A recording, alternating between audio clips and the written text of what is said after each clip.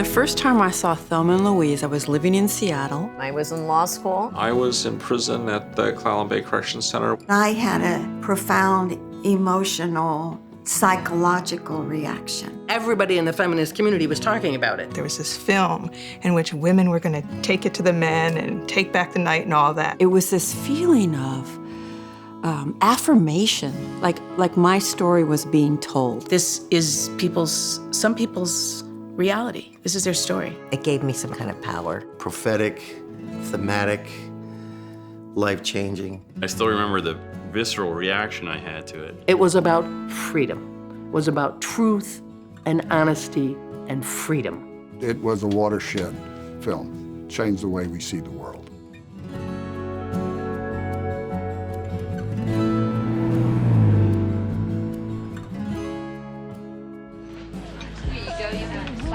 Okay. Two women living ordinary lives decide to go on a weekend vacation. And part of the vacation is to stop in a bar and have a drink. And Thelma starts canoodling with this Texan cowboy. And they're getting kind of close. They're getting a little bit intimate. Then when he's gotten her good and drunk, he was going to rape her, and the only reason he didn't is because Louise Comes in and shoots the perpetrator, and they're now criminalized. And the women are off, and the chase begins. Staff, we get caught over a speeding ticket. Morning, ladies and gentlemen. This is a robbery.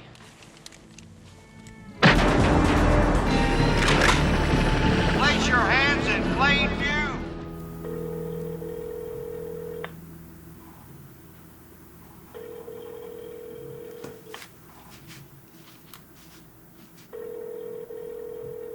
That's not much help. It's just going to ring forever, apparently.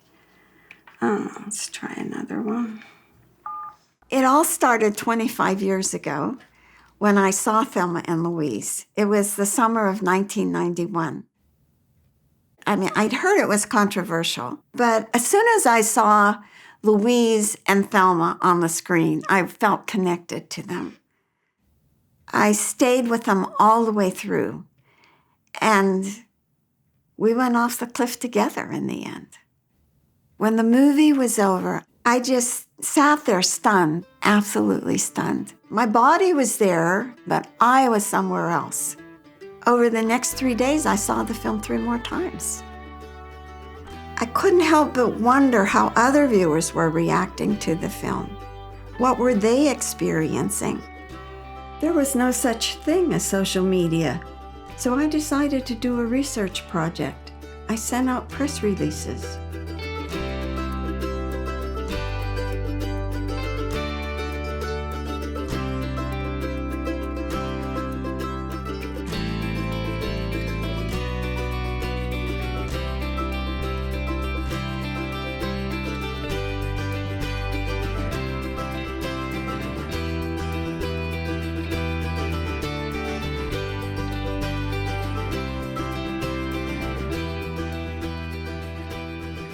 It was probably, 6 or 8 months before I got enough responses.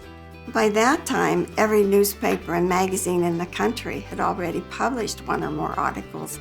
I put the project aside, but I knew someday I'd get back to it. A few years ago, I Googled Thelma and Louise.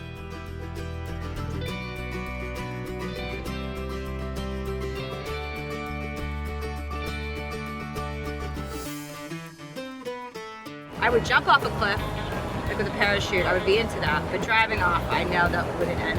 You know what? I could totally Thelma and Louise it right now, up the frigging cliff. Come on. Thelma and Louise. Thelma and Louise. Thelma and Louise.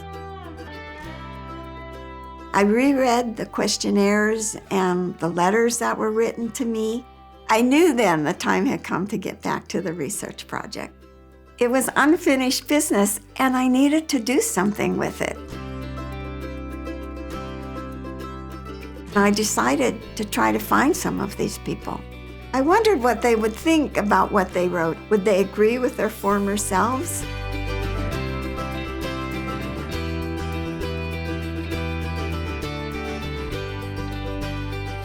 I found people all over the country.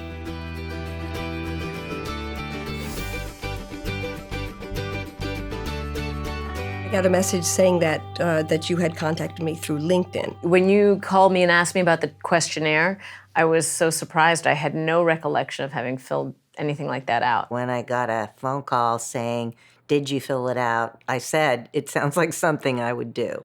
I do remember filling out a questionnaire. It seemed long ago and far away, so I didn't think anything would become of it, and I'm really delighted to be here.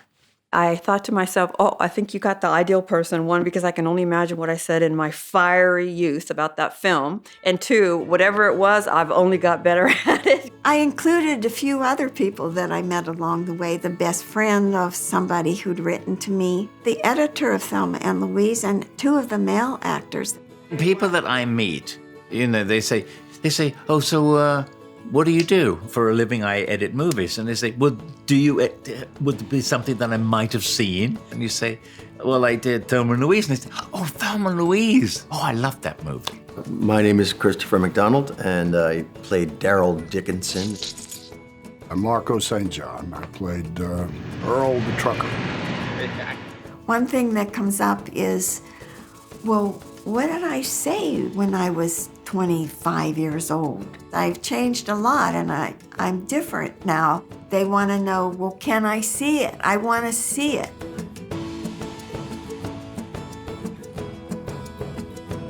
Yep, here it is in red in my handwriting, because I don't type. This is kind of funny to see this after all this time.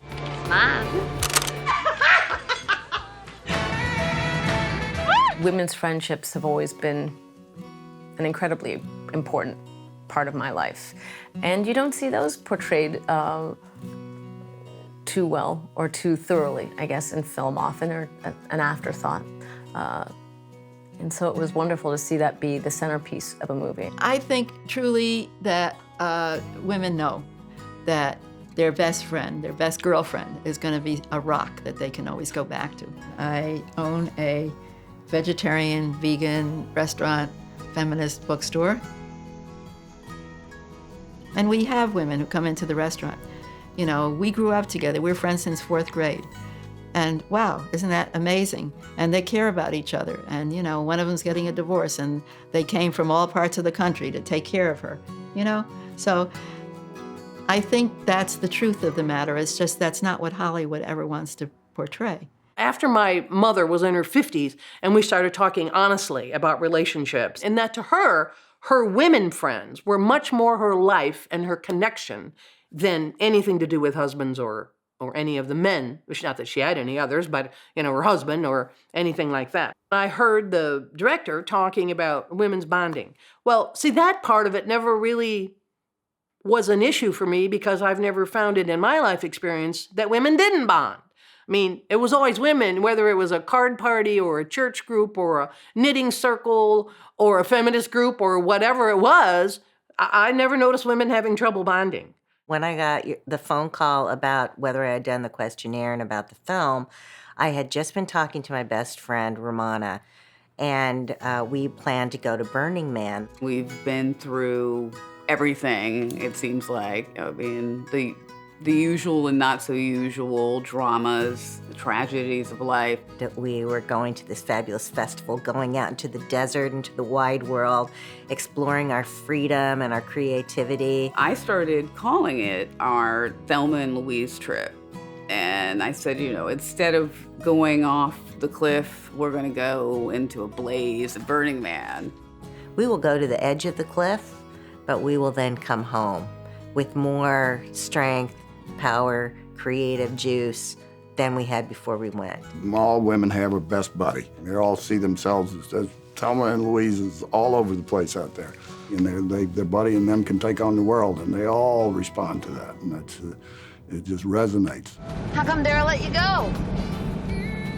Because I didn't ask him? Shit, Thelma. Why? He's gonna kill you! So there were moments between Thelma and Louise that really touched me.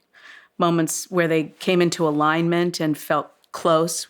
And then there were moments where you could feel the pull apart, you know, the parameters of their relationship was being strained. You can help me try to figure out what to do, all right? I'm trying to figure out what to do, but you could try to figure out what to do. I had a suggestion. I thought there were a lot of ways where I could watch these two women really play out a relationship dynamic that was important to me. It was important between women, but also just relationships in general, to acknowledge that that's how it works, you know. And ideally, there are those moments of clarity and closeness and intimacy that feel strong and that keep us going. They understand each other in a very deep and thorough way, and they understand each other's foibles and each other's, you know, tendencies and each other's problems. Think you found your calling? Maybe. The call of the wild. Woo! The love between human beings, the love between people, is really not necessarily about gender, but there is not the sexual element, but the loyalty, the support, and love. Love is love.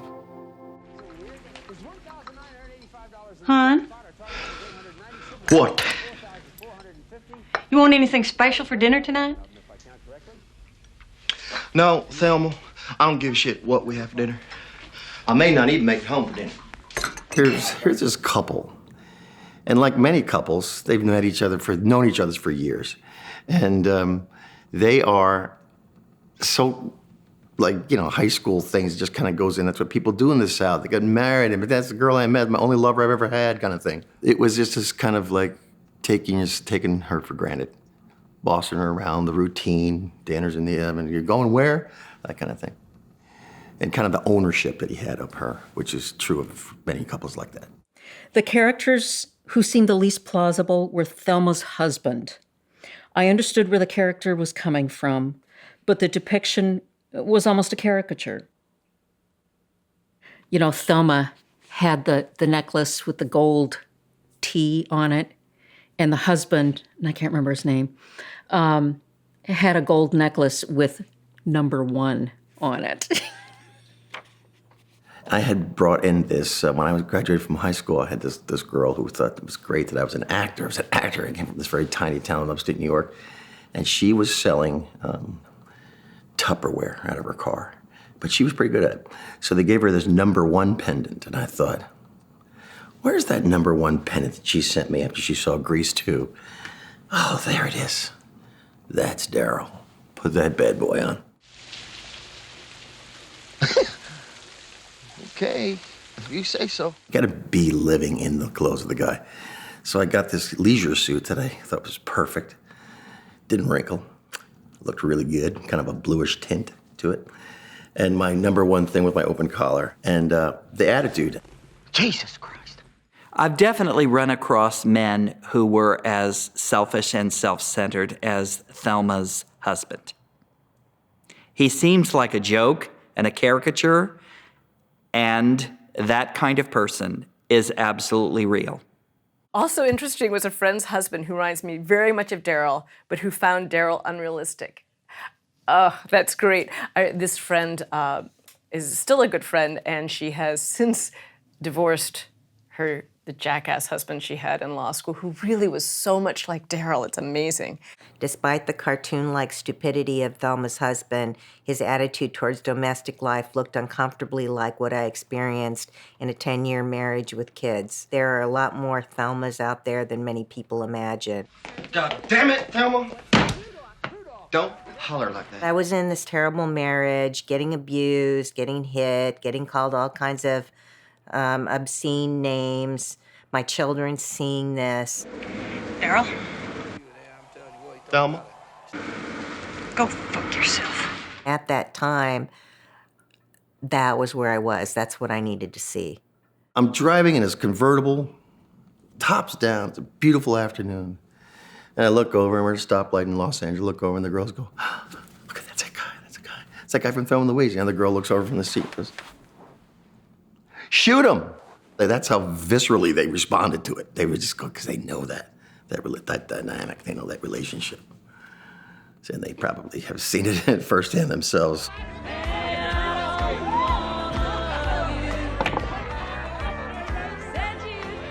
Hey! Now, what are a couple of Cupid dolls? Harlan, when he's in the bar, he sees these two women alone.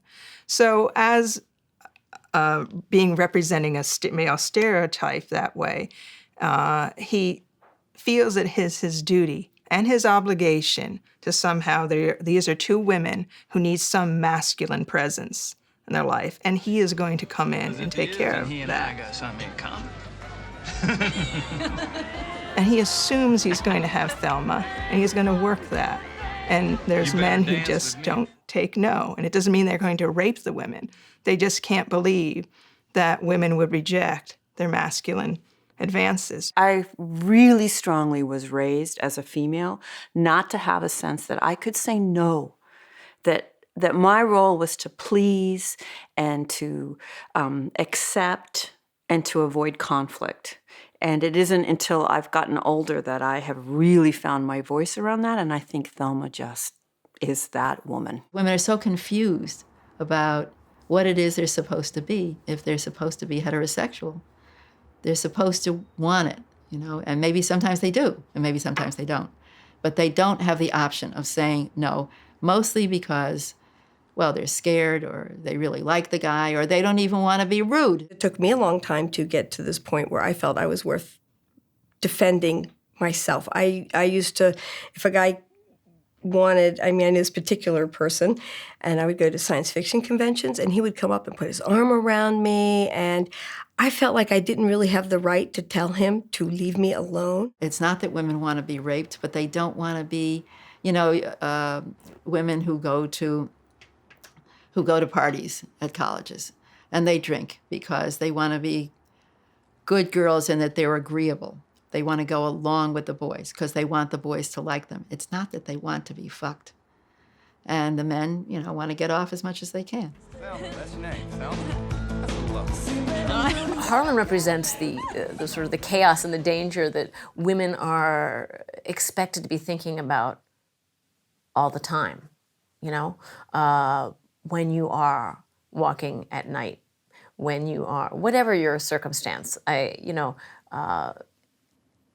you doing something for which, if you get in dire straits, you are going to be at some level blamed? What's wrong? Come on. What's wrong? At the time, Harlan pissed the hell out of me. Because I think every woman has faced something like that, or been on a date, or some situation at a party where some guy is going, you know, I could force you, I could make you. I feel like the rape scene is so important. She's just thrown up. She looks terrible. She's, you know, completely debilitated from having had too much to drink. Wait a minute. Where do you think you're going, huh? I'm going back inside. Oh, no. Oh! Harlan. What? Hey, quit it. Stop. To the extent there are people who think that rape is just about sexual desire, I think it obliterates that. Just completely obliterates that idea. All right, hey, just calm down. We're just having a little fun, that's all. Looks like you got a real fucked up idea of fun. In the future, when a woman's crying like that, she isn't having any fun. I think in a lot of ways, women's tears and crying it's been eroticized. So somehow there's this narrative that a lot of men believe that it's our nature to suffer for their pleasure or something. I had been working at this feminist collective, and we were all excited. We went in a group to the movie, and we were being kind of rowdy, you know, during it, saying, oh, you know, take care of him, take care. And we didn't know she was actually going to take care of Harlan. Okay. Bitch! I should have gone ahead and fucked her. What did you say? I said, suck my cock. And then she shoots him when he says, you know, suck my dick. And all of us, we stood up and screamed, and applauding and more. We thought this was, women empowerment. This is great. Finally the women stand up and get a rapist and put him away. And now, over the years after I left the collective, that's changed for me, because when a woman or anyone gets empowerment or a sense of being from having to kill someone, that says something very wrong. It doesn't seem feminist to me. I think we ought to tell the police. Tell them what, Thelma? Just what do you think we should tell them, huh? I don't know. Just tell them what happened. Just about 100 goddamn people saw you dancing cheek to cheek with them all night. Who's going to believe that? We don't live in that kind of a world, Thelma. God damn it. Nobody was ever going to believe that that was a rape that was about to happen, because even Louise, as difficult as it was for her in the movie, she still had her doubts that Thelma hadn't asked for it. If you weren't concerned with having so much fun, we wouldn't be here right now. Just what is that supposed to mean? It just means shut up, Thelma. So this is all my fault, is it?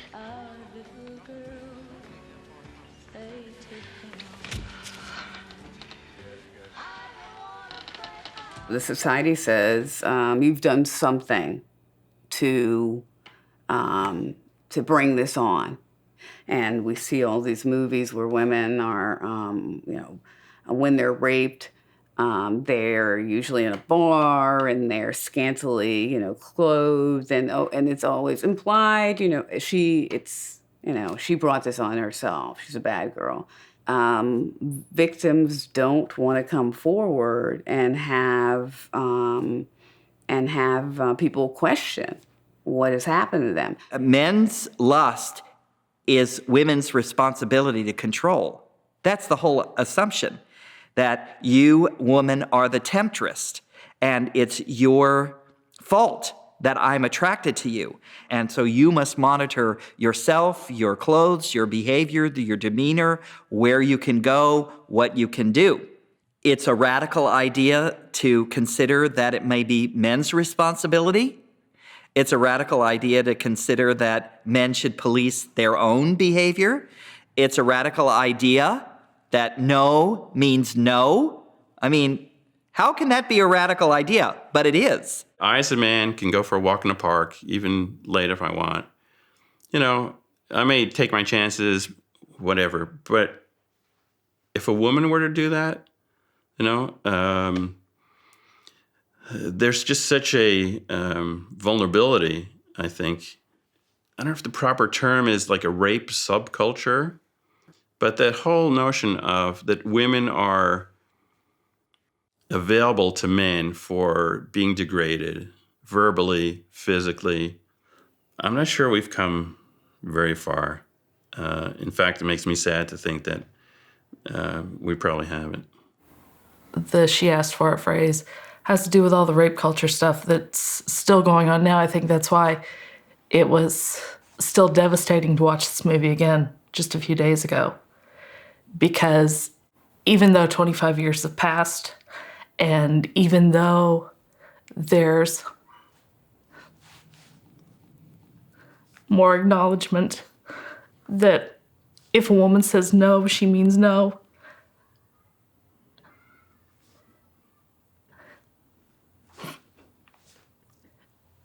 she's not going to be believed.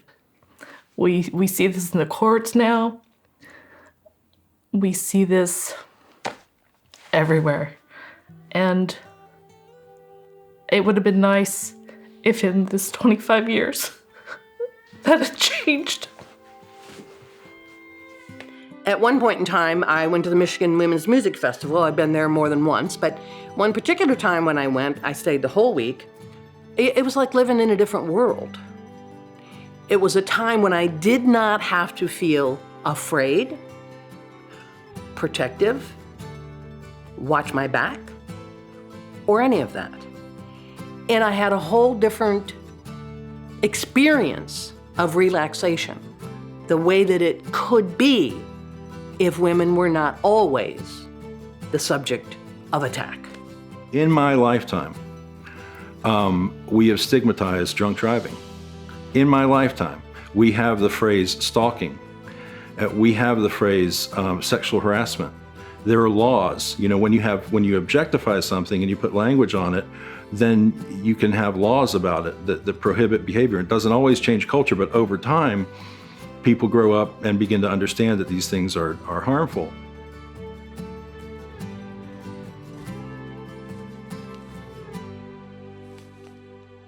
It's very interesting, the responses between men and women. Sometimes are even exactly the same, but other times you see the male-female views. And the men will talk about cars and helicopters and tractors and, you know, all the machinery that's in the film. Or they love the fact that it's a road film.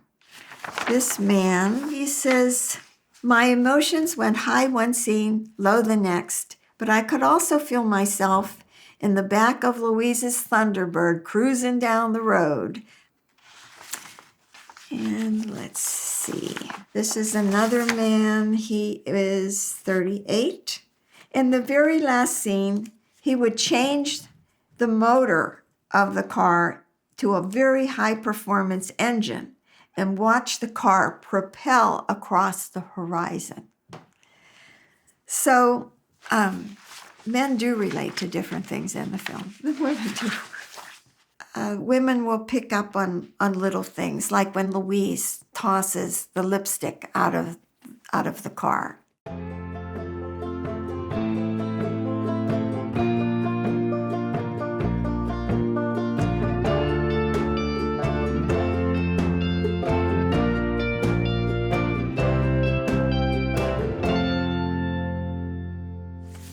Oh, this one talks about the candy bar. She loved the way Gina Davis ate the candy and stuck it back in the fridge. What a real-life thing for us to do. And this reminds me of a conversation I had with Gina Davis, and I asked her specifically about where that candy bar idea came from, because I identified with it so strongly. And she said that her acting coach at the time came up with that idea. Some of the women comment on Brad Pitt. They kind of liked him. Or they might not have liked the character, but, you know, they could understand why he was able to beguile Thelma in the movie.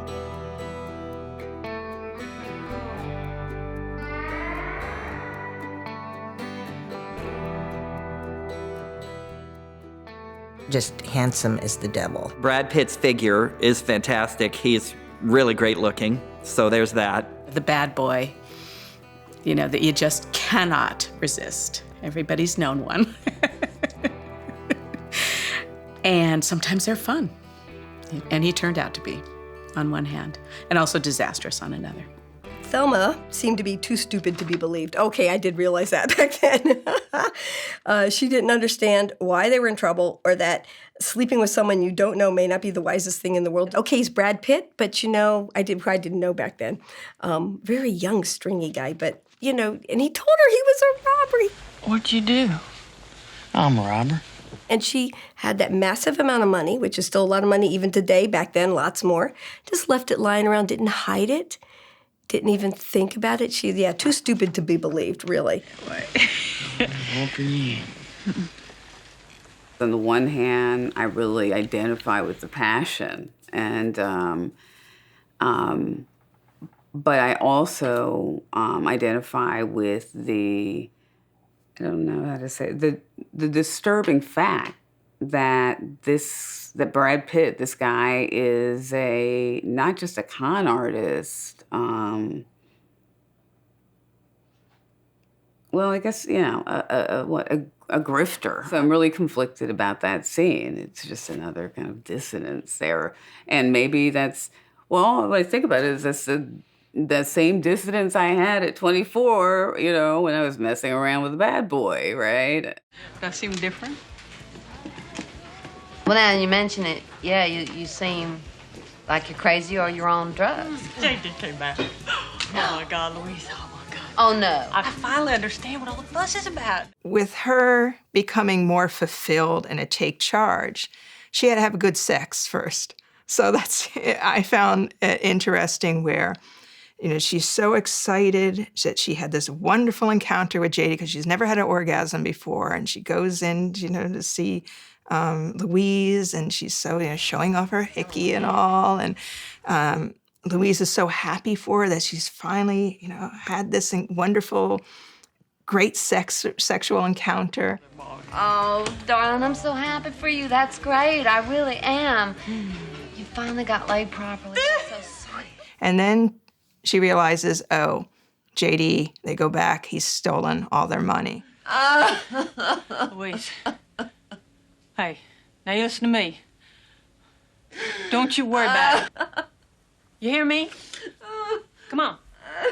Stand up. I love the scene where Thelma and Louise switch roles. Their money has just been ripped off, and Louise falls apart on the hotel room floor. Then Thelma becomes the strong one and takes control of the situation. It's a beautiful scene because it shows women taking care of each other and the myriad roles we play for one another. Oh, that gives me the chills. I did have that same reaction when I watched the film again. I am kind of moved that I was an original reaction that I had at the time, that I kind of caught that fluidity. And I think when I was first talking about why they represent all women, I think it's that kind of they're two sides of the same coin. And it was a really beautiful scene. Oh, isn't that nice?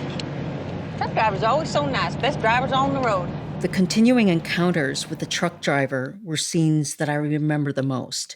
The sexist pig jerk with the new girly mud flaps on his rig. Everyone has seen guys like that, and worse, many of us have had to deal with them. Once, a girlfriend and I were driving home from college with her CB on. We passed a truck and suddenly started picking up a description of two blonde beavers in the very location where we were driving. I bet you even called us beavers on your CB radio, didn't you? Yeah, sure did. Damn, I hate that. I hate being called a beaver, don't you? It was so very insulting and would have been degrading had we given any credence to the sorry sack driving the truck. I can't believe I said that. And his equally sorry buddies who get off on cheap behavior like that. I'm from down here in the South now, and people would say, well, didn't you think that guy was little? I said, let me tell you something. There are guys out there who are really like that, and 24/7, not just in a movie, they are really, they are that broad, that outrageous, that, what have you. Lou said, Ridley would like you to go outside and take a look at the truck driver. And outside in the waiting room were all of these guys waiting to read for the trucker. And I remember, I'll never forget, there was one guy sitting there and his face looked like it was made out of saddlebag leather. I mean, these guys looked like they'd parked their 18-wheeler right outside the door. And then I didn't hear anything for about 5 days or a couple of weeks, And then my agent called up and they said they want you to play truck driver. See, I'm a Shakespearean actor. I started my career. I played Hamlet down at San Diego Shakespeare Festival. And in a way, that truck driver was like a low comedy character out of Shakespeare. I have been a young woman. I have hitchhiked. I have dealt with truckers who responded that way. I have actually almost been kidnapped by stupidly getting into a truck when I was hitchhiking. I have had truckers treat me really well and respectfully, and I've had truckers almost rape me. And certainly all of those gestures and the harassment. I have a memory of when I was in college, probably, 5 years before Thelma and Louise, 6 years. I was walking to a friend's house, and a man was in a truck, and he was circling the block around me. And then I noticed it, and at some point he yelled to me, and he was masturbating. And so then he drove off, and I memorized the license plate, and I went to my friend's house and called the cops, and they came, and eventually they picked him up. He was charged, he pleaded guilty, and that was that. But what really struck me was the way the cops, they were nice to me, but there was a lot of chortling about the nature of this crime. They thought it was pretty funny. So one thing they kept saying was like, oh, when this happens to old women, they're just too excited. They can never remember the license plate. And I remember I was so disgusted by that. And I was too cowardly to say what I was thinking which was like, I guarantee you, no woman gets excited by watching a stranger in a truck masturbate. I mean, it's just ludicrous if you think this is in any way titillating or appealing to a woman. Being harassed by men in public is such a common occurrence that we don't even think of it anymore because it's just life for us. It's what life is for us, constantly fending off offensive remarks. I mean, when I was younger, I did a lot of driving back and forth between Wisconsin and California, where I lived at the time. At that time, there were not all the freeways. So you were doing a lot of 2-lane roads, you were stopping in a lot of small towns, you were going into a lot of little restaurants. So when I was younger, I got a lot of the sexual harassment kind of stuff. As I got older and my age now, I get a lot of elder harassment, like, what are you doing out? Or, shouldn't you be minding your grandchildren? Or some stupid remarks like that. Or, you sure you know your way? Or, can you really read a map? And just constant. And this is a daily occurrence for women in this world. We just think it's part of life, and it shouldn't be part of life. It should not be part of life. You girls about ready to get serious? I think so. Follow us. And they lead me off the road, and they're going to lower the boom on me. They're going to really let me have it. They've made the choice. They've turned. Their characters have turned. They're not going to put up with it. They're not going to take it anymore. He's God's gift to women, and they will all fall in love with him. Certainly how he was, I mean, he didn't doubt that they actually, when they said, follow us to this deserted place, did not doubt them that they wanted to have sex with. So, and of course, they didn't change his mind by blowing up his truck. Although, because, all women are bitches. Just kind of confirmed that. But not the kind of guy you could change his mind. And so when they just take him out and he thinks he's going to score with them, and he just cannot, it takes him a while to even realize that is not how that's going to go down. Huh? How'd you feel if somebody did that to your mother? Or your sister? Or your wife? Huh? What are you talking about? It's just such a fun scene. It's so gratifying. It is such a fantasy. And honestly, how else could you do it except with a gun? That's kind of the heartbreaking part. It's like they defy the law and they've got a gun. Otherwise, they're not going to be able to teach him a lesson. And of course, look at the ultimate lesson they got taught for doing that. I don't think he's going to apologize. Nah, I don't think so.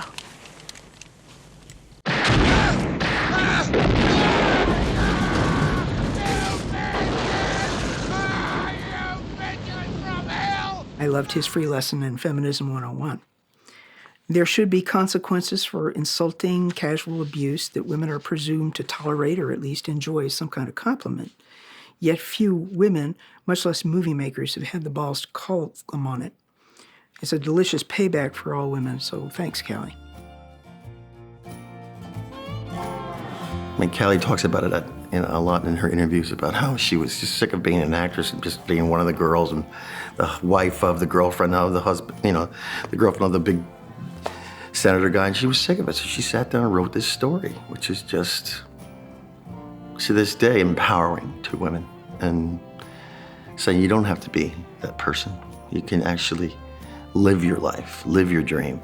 The second half, or particularly the last third, it starts to get very heavy. The tone is much heavier and somber and, kind of sad. And so you can see clearly how Scott took that and just sort of, inverted it, tried to counterbalance the heaviness of it, which serves what she's saying, because It's a story of sort of spiritual freedom. You know, in her mind, they became free. We see Callie Khouri's script that's really focused on these women intersect with Ridley Scott's direction.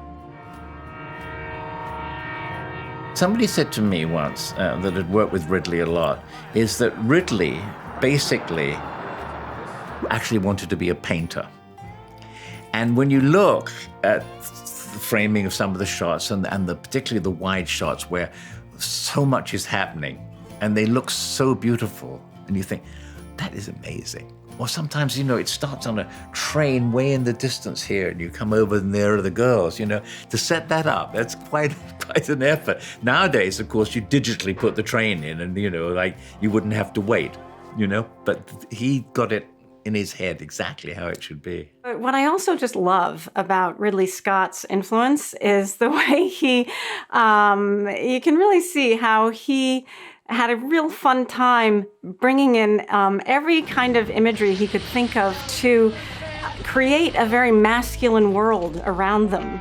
You know, they're constantly big, huge trucks going by them, or big, you know, machinery, oil, you know, pumps, and just every possible, you know, machine, or there's some little tractor thing going by in the background, or my favorite is this guy just hanging out by the side of the road pumping weights, you know, All of these are elements of a kind of masculine Marlboro Man American landscape.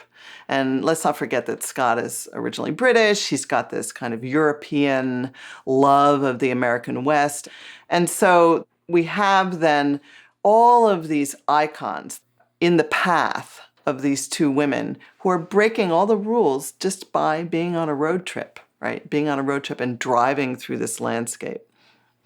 One of the very clever ways in which the film does this, which comes from both the direction and the script, is that it puts the men, in this case now the police who are investigating and trying to track down these women, in a very domestic scene. And this is contrasted with the women on the open road, right? So in that sense, there's a role reversal, gender role reversal there. I thought the direction was brilliant. I really enjoyed the wet-dry contrast of male and female.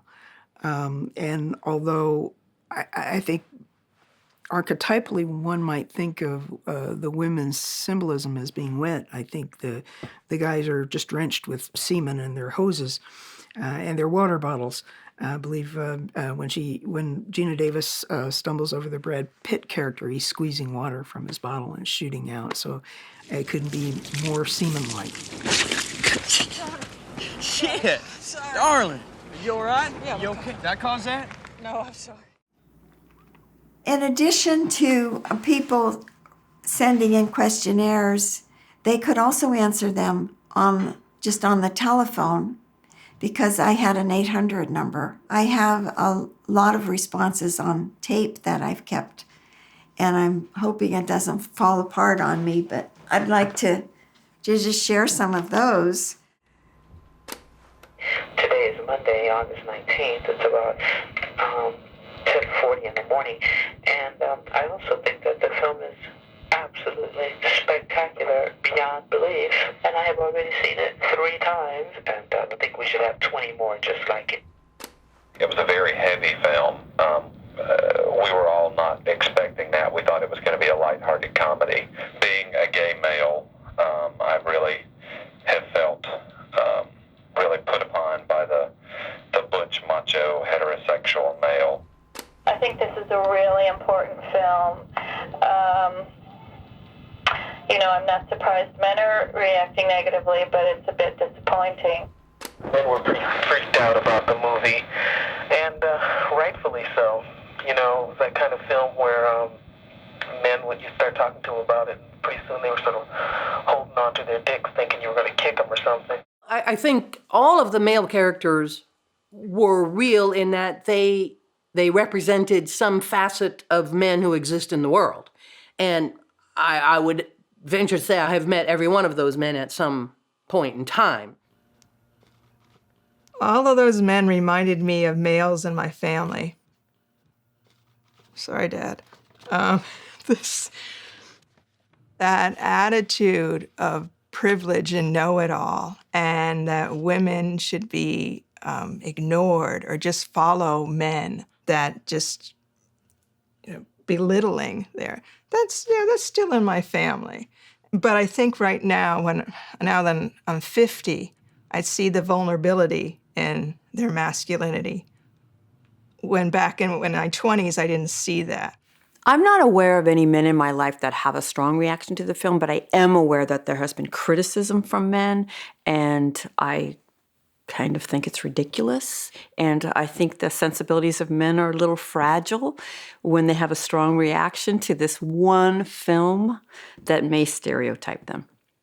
I think it's important to note that actually the script is a little kinder to the men, especially the character of Jimmy, who plays Louise's boyfriend. I just came to see you, baby. Was much more sympathetic in the script, and you really have moments of tenderness between him and Louise. But it turns out that Sarandon thought some of that was kind of unrealistic in terms of the broader story of the film. And she did have a hand in rewriting a few scenes with Jimmy in them. The character of Jimmy, he seems like a very familiar type. I mean, I've not so much from my life, but I've certainly had friends, I've had male friends who follow this pattern and female friends who've been involved with men who really, I think as Louise says in the movie, only are interested in getting serious about a relationship when they think the woman is walking out the door. So the relationship between Louise and her boyfriend, it was never convincingly established to me why it was such a dead end. It seemed to me that they had a lot in common. They seemed, why wouldn't she sort of connect with him in a way? And he seemed like a really kind of appealing guy in a way, with all his flaws and limitations. And he was a very honest person, I thought. And obviously there was the chemistry between the two of them. And so to me, it wasn't dramatically, from the point of view of advancing the plot, she had to renounce that relationship. But I'm not sure as a character why she had to do that. Jimmy. Do you love me?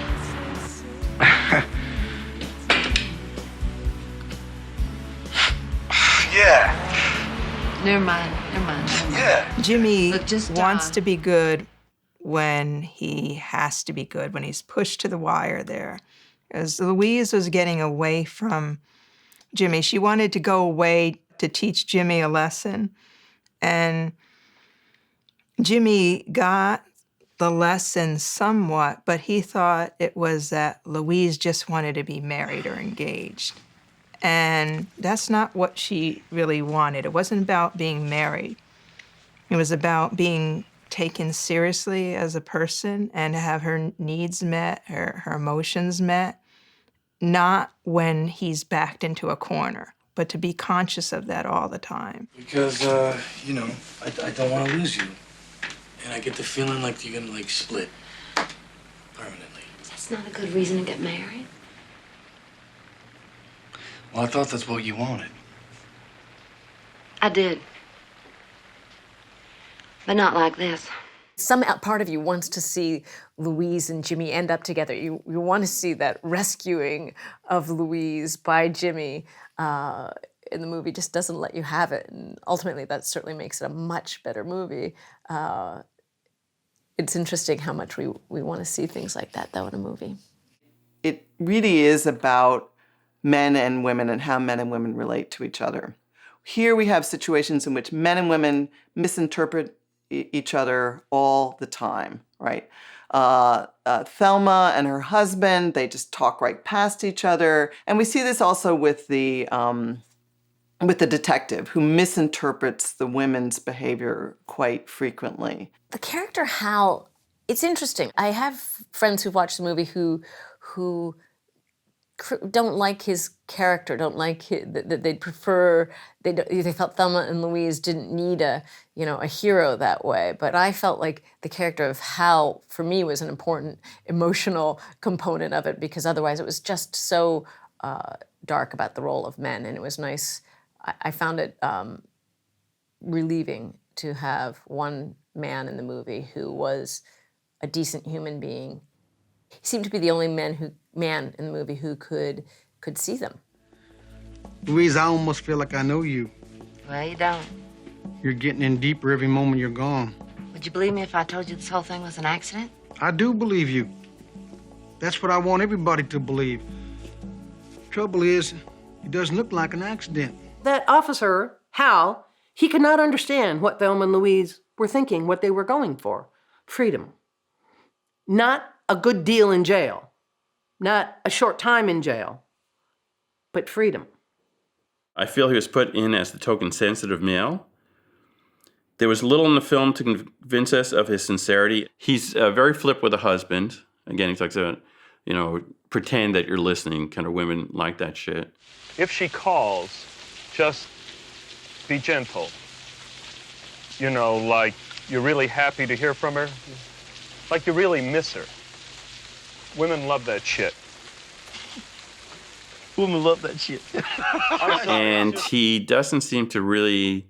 We don't know anything about his relationship with women in general. He seems to be put in there just for the sake of some sense of decency or help create the tension or so on and so forth. We really don't have a sense of him as a well-developed character in terms of understanding why he feels particularly about these women or women in general. Hal had to be there to make the guys in the audience feel comfortable, feel good about themselves, still feel good about themselves. Like, oh, it's not you. We're not talking about you, because you would naturally, I would assume that many men would want to identify with Hal, and not the rapist, or something like that. By the end, I liked him. And I found him to be authentic and in some regard caring. I mean, he was obviously playing that out in his conversations with them and so on. But I think I decided that on some level, he meant it. On some other level, he was doing his job. And I think about how that is, in some ways, probably a more typical experience for men and women, for that matter, but certainly men in their masculine role, that on some level they care and they want to do right. And on another level, they are in a box as well. They're in a masculinity box. He was in a police box. Here you have this wonderful, incredible film. I mean, something that had never been done before. And, probably changed my life in some ways, that I'm not aware of. But it all counts, right? And then he's going to insert the old narrative. There needs to be a man, a father figure at that, to come in and save these women. And that's very similar to films on slavery, Roots or something like that, where African Americans, slaves, are being tormented. And there's always, out of all these terrible plantation owners, there's always this white male savior figure, and that makes something really wonderful happen, abolishment of slavery or whatever it is. Oh, shit. Thelma, we're getting pulled over. All right. You want to step into the trunk, please? Please. I have one of the kids, please. You do? Well, you're lucky. You be sweet to him, especially your wife. My husband wasn't sweet to me. Look how I turned out. That scene represents the role reversal, which is the funniest part, in which Thelma then acts like a trooper. She becomes the trooper and says, hands on the car, hands behind your back, get down, as like, excuse me, but now I'm the trooper. And that the power flows out of the gun, not out of the person, because the trooper breaks down. He's terrified for his life. He begins to cry, as anyone would plead for their life when a gun is to their head. So it's the circumstances of the power create the terror. It's not the gender. It's the circumstances of power. Okay. That it? Uh-huh. Okay. Officer, I'm real sorry about this. I apologize also. Right? I love that. I love that. That is funny. I'm sure it did not make me laugh. I thought it was, I just didn't. I think I was very distracted by the fact that I thought the cop who was getting locked in the trunk of his car could really die. That was very distracting to me in terms of being able to see the humor in this scene. This time, the second time seeing the film, I felt a lot more sympathy actually for this young cop who was really afraid that he was going to die. I would also have changed the scene where they locked the trooper in the trunk of his car. I mean, they killed him. It was midday. It was hot. Sun is shining. Okay, movie magic. I guess maybe he didn't die, but guaranteed to kill him. He would have been unconscious by the time that the biker came along. He probably died. He certainly wouldn't last long in a metal box in the searing sun. No water, no air circulation. It made Thelma and Louise seem as callous as any man in a cop show.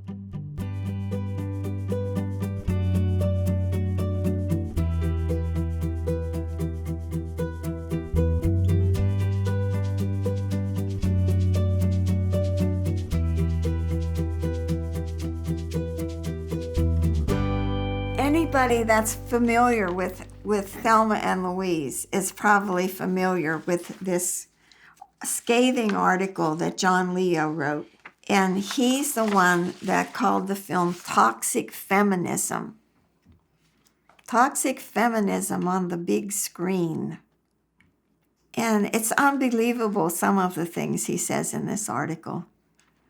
I have to admit that recently, when I went back and read the article, I did find here and there a couple of places where I did agree with him and could see where he was coming from. But what really came through my mind after I read it again was that he's never been threatened like a woman's been threatened, and women are threatened all the time. And I feel that that's why he couldn't really understand the film the way a woman understands it. And that's probably true of many of the men who were critical of the film, because they're not afraid every day. They don't live in fear like women do.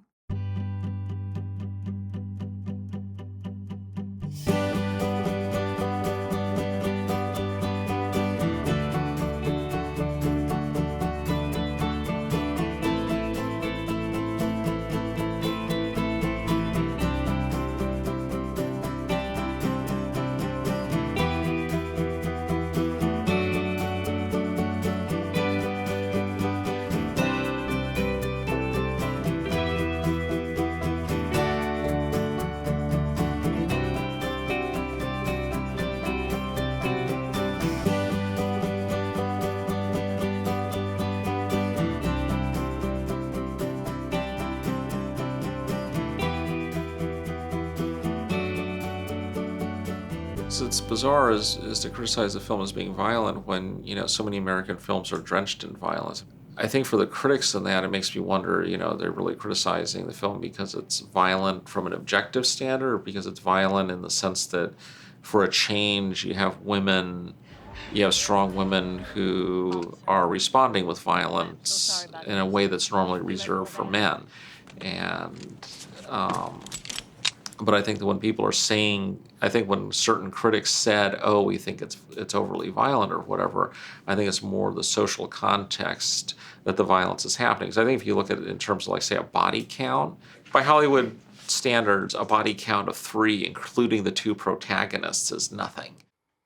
Watch TV, watch a movie. Women are killed day after day after day after day in crime shows, in dramas, in comedies, everywhere. Women are killed, women are killed, women are killed, women are killed. One man is killed in a movie, and it is absolutely a crisis. Men are, it's just open season on men. Excuse me. I guess that shows how much they really are afraid of us after all.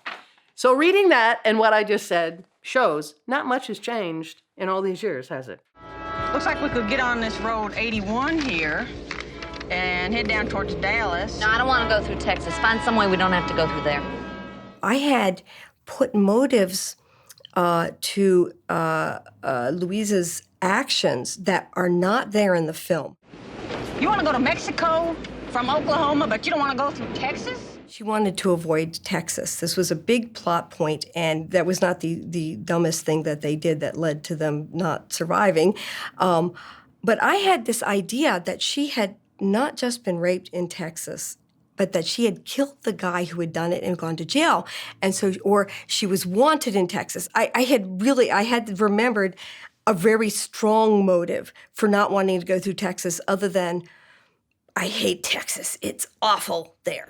Thelma, you know how I feel about Texas. We're not going that way. So I had made her actions for avoiding Texas more reasonable, because if you are running for your life, adding a day's travel is not a good idea.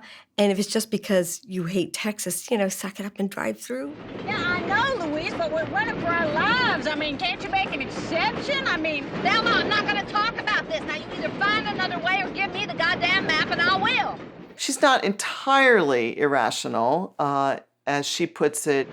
You shoot off a guy's head with his pants down. Believe me, Texas is not the place you want to get caught. It is the most American of states. It's got cowboys. It's got a lot of guns. But I also think that the film has Texas stand in for the law in general, for the law that is essentially a patriarchal law. And in that sense, Texas is not something that is only in the state of Texas. It's more a kind of symbolic aspect of American society. And that means that even driving around Texas won't save the two women from their fate. it happened to you, didn't it? What? What are you talking about? In Texas. I mean, that's what happened, isn't it? You was raped. I think, rape and abortion, though, I think are the two areas that even when women are very close, you can know them a long time and they might not tell you about that having occurred. Those are still very secret and taboo, which is another important aspect to this movie, I think, to show, to start getting away from the idea that it is shameful to have been attacked by a man. Hey, look, I'm warning you. Just drop it. I'm not gonna talk about that. You understand? Yeah. I'm not. My friend was raped late one night in the parking lot of her dorm. And it was 86 or 87, and it was frustrating because the university wanted to keep the female students safe, but they didn't want to talk about what had happened. And I think that was I think that's still an attitude now. A lot of women don't like to talk about it, or people don't want them to talk about it because there's an attitude that rape is something that a woman should be ashamed of. I had a friend who was raped and went through a trial in which her accuser's attorney would raise up my friend's sexual history, and she had to defend her innocence rather than persecute the man who broke into her window and held a knife against her throat and raped her. And that is the way many rape trials were conducted. And even though in my friend's case it was quite evident that she did not ask for it, the man broke into her apartment. It was one-floor apartment, and she had taken a shower and she was painting on the floor, doing art on the floor. And they said, you were dressed in a robe? And her defense was, yes, I had taken my nightly shower. And you were painting? It's like, yes, I was doing art in my robe. And somehow that was some indication of her unsuitability. and but contributed to her victimization. As if the first rape was not punishment enough, but her sexual history went on trial in this man's defense, and it was horrid. She used her friend's car. She drove out to the outskirts and committed suicide with a gun that she had bought in a pawn shop. I've been raped twice and attempted a third. The first rape, I was a teenager, and it was 3 boys, and I had walked my friend home in the small town in Wisconsin where we lived, and she lived on the other side of these woods, and I walked her home because she was afraid to walk home by herself. Coming back, rather than taking the streets, I cut through the woods, and they were in there waiting for me. And it was 3 of them, and I was a big girl then, I'm a big girl now, and I fought like the devil, but I did not prevail over 3 of them. So the second one was in San Jose. I was in my 30s. And my neighbor's boyfriend, we were friends, and she lived on the 3rd floor. I lived on the 2nd floor in an apartment, an old converted house. And I woke up with her boyfriend on top of me, raping me. He, again, I kicked and fought, but it was too late. I mean, by the time I even woke up. He swears the door was unlocked and he thought that I had invited him in. And I know the door was not unlocked. That was a complete and utter lie. Now, neither one of these did I report to anybody. No, neither rape did I report to anyone. Never even told anybody about it. Maybe my friends, but I certainly didn't report. I knew no one would believe me. No one would do anything, so I didn't report anything. The third attempted rape was, I was in law school. So I was a little bit older, in my early 30s, and angrier every day. So I was driving home from law school, and I had a flat tire, and I was changing it. These two guys came, we'll change your tire. I said, I don't need you to change my tire. Change my own tire. Well, they just insisted and changed my tire, and then they hopped in my car. Oh, and give us a ride down here. So I gave them a ride a little ways, and then I could hear them. I mean, they were discussing raping me as if I weren't in the car. And I thought, okay, fine. I got to a red light, turned off the car, took the keys, got out and walked away. Left the car just parked right at the light, blocking everybody. Horns started honking, people started screaming, etc. And I just walked away and left the guy sitting in the car. And pretty soon they got out of the car and ran away. And I went back and got in the car and drove home, shaking. I was so angry, crying. I was so angry. That's the kind of rage I'm talking about. At the time I saw the film, and I was working then on the research project day and night for months, I didn't really have time to think about what that profound impact was. Later, much later, I did think more about the film and tried to process what was it all about and why did it have such an impact on me. And I realized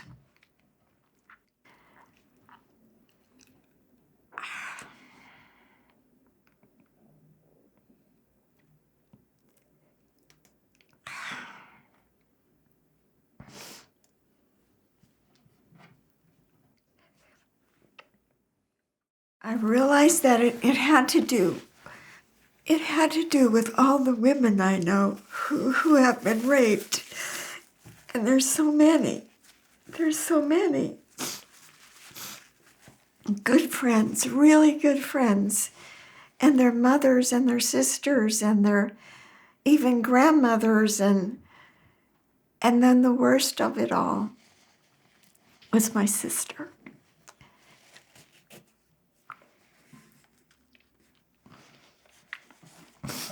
My sister was developmentally disabled, and she was an adult. She was probably, 45 at the time. And she was raped. She was able to talk about it. She didn't use the word rape. She didn't know that word, but she was able to explain what this man did to her. and why she was bleeding when she came home. And so we knew who did it. We knew exactly who did it. This man, in fact, was a law enforcement officer. And it wasn't the first time that he'd raped women. As it turned out later, I learned from my sister social worker that another woman he had access to told her a couple years prior to that he had raped her, and she did not believe her client. Of course, the district attorney was involved and was doing investigation. And then the district attorney told me that he wasn't going to prosecute. And I couldn't understand that. And he said it was because even without being charged, he had learned that the perpetrator had hired the best criminal defense attorney in the city. And he said, that defense attorney will make mincemeat out of your sister. And I knew it was true. She could not stand up on a witness stand and answer cross-examination questions like that. So like, this man got off scot-free, and we know that he's raped other women. It was more than just the two of them, and nothing has been done. Nothing ever will be done. So when I saw a film where finally, I felt like finally, in all of these horrible situations, a rapist was held accountable for what he did. This was the first time I've ever seen that.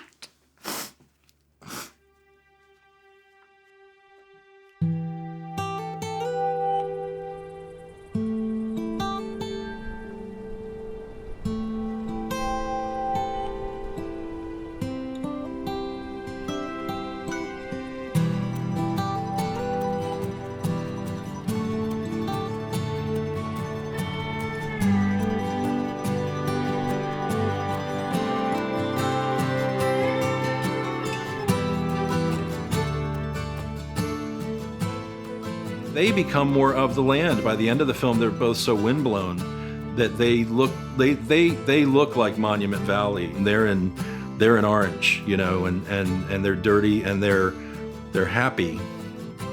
And they're at their almost darkest hour on this crazy journey they're going on. They can't go back. And they just have this moment of peacefulness of going, oh my God, this is a life-changing ride we're on. And the mountains are lit up sort of surrealistically. They're driving through this most artistically beautiful, gorgeous, it's a wonder of the universe, this landscape.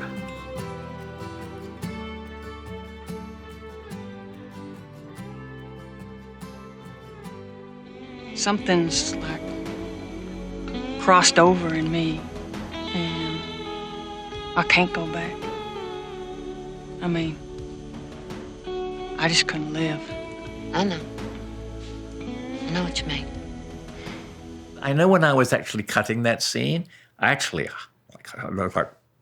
was really, I mean, even now I'm thinking about it, it was really tearing up, and it was so beautiful the way she did that scene, both of them actually. She was just a sweet little ditzy thing in the house, and her arc turning into the Thelma at the end of the movie is just, it's a thing of beauty is what it is. Both of them, they just became these outlaws that, they became the iconic Thelma and Louise.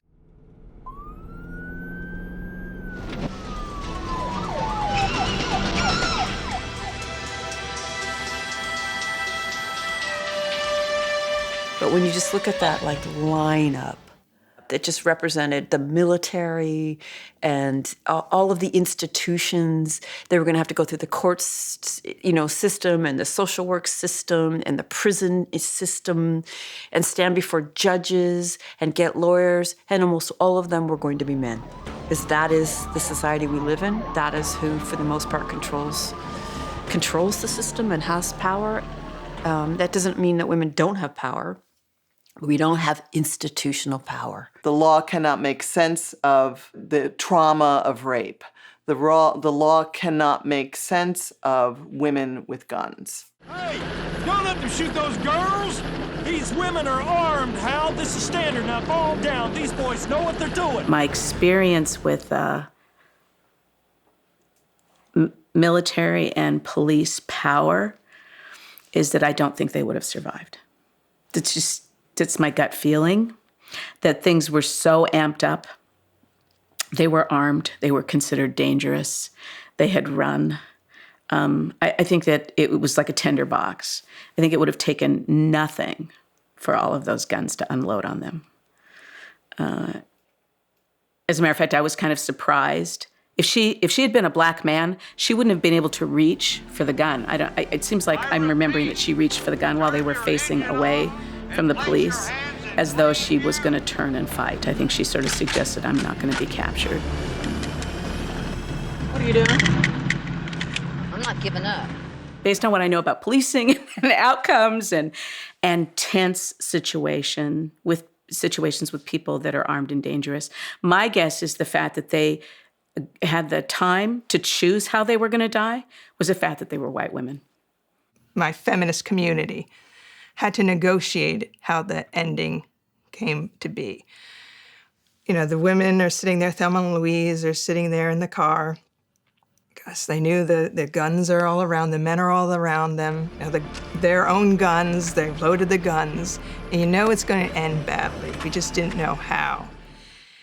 And then when Thelma and Louise kiss, the women that I was with were saying, oh, this is so empowering. See, the answer is women loving women after all, because the world of men is so evil. There's only women doing it for themselves.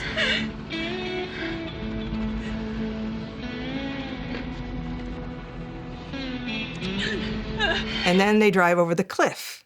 So there's a little incongruity there. You know, it's this wonderful moment, we're together, and now we're going to die together. And in a lot of ways, you know, if you look at the male empowerment motifs, you know, the Butch Cassidy or the Cowboys or the Alamo, it's the men, they all die together in this great epic of masculinity and empowerment. And now you have these women bonding and they're going to commit suicide. Would I take my own life, you know, in this situation? Yeah. So, and the answer was yes. The pros outweighed the cons for me. Yeah. So I can't imagine any other ending. Not for me. Okay, they were resisting male oppression. She left her husband. And it's just so cliched. They get punished for it.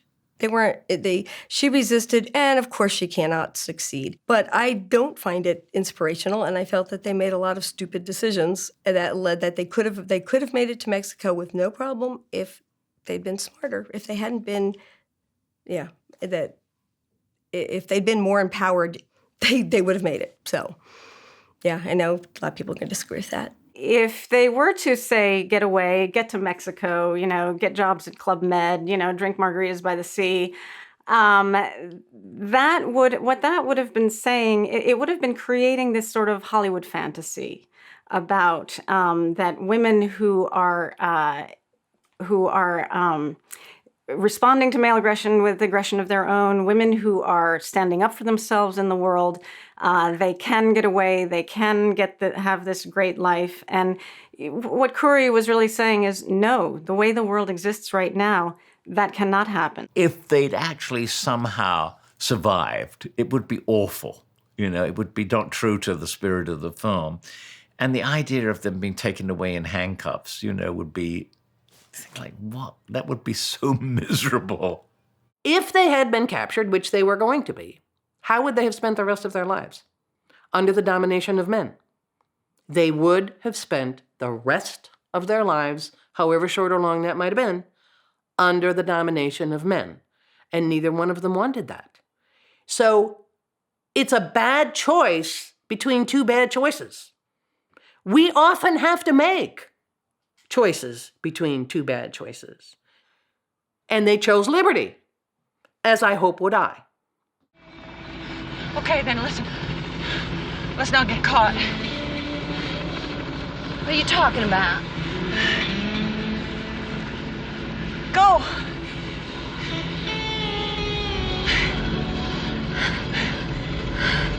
You sure? Yeah. Get it. There was one moment in Thelma and Louise that seeing it again recently, that I don't think I'd properly reckoned before. The very end, the moment where they know they're going off the cliff, and there's such immense love between the two of them. That intimacy and that love, I think, is pretty overwhelming. And that hit me a lot harder emotionally than it did any other time I've seen the film. You were 25 years late picking up on that. I do believe Thelma and Louise live on, flying over the desert and in our souls forever. And I still feel that way. And it's a moment in time, and that's what any story is. It's a moment in time. And if that moment gives you courage and you recognize yourself in it, then that's what fiction, movies, that's what it's supposed to do. Songs, they're supposed to give you that feeling of something that you can believe in.